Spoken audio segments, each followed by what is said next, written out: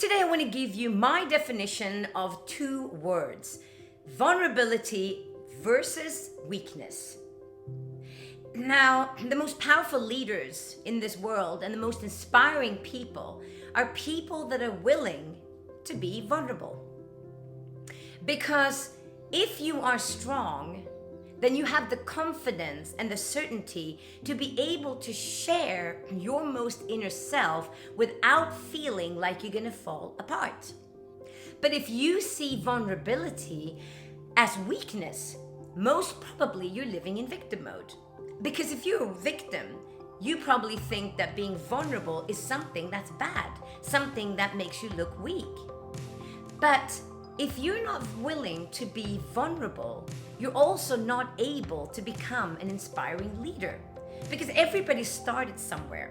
We don't start at the top. We start building ourselves up. And what makes a great leader spectacular is inspiring people along the way by sharing their inner self of how they got to where they are. But if you're insecure and you're living in victim mode, you don't want to share the inside of you. But that also makes you even more weak. But being weak sometimes is also nice because people feel sorry for you. People think, oh yeah, I've also been there, hang in there, everything's gonna be fine. But nobody's inspired by you. Nobody wants to follow you. And most likely, you don't reach your full potential and your goals. And if you were willing to turn your weakness into vulnerability, but still stay in your integrity and in your internal power, you now realize that you don't have to be afraid.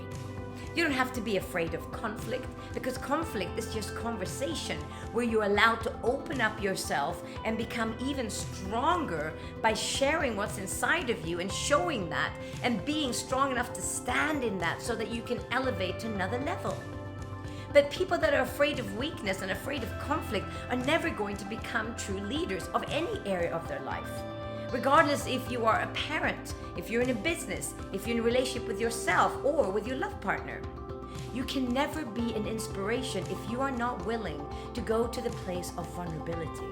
So what if you would turn the definition in your head from vulnerability maybe being something that equals weakness for you into actually something that equals connection, something that equals sharing, something that equals going deep into somebody else's soul.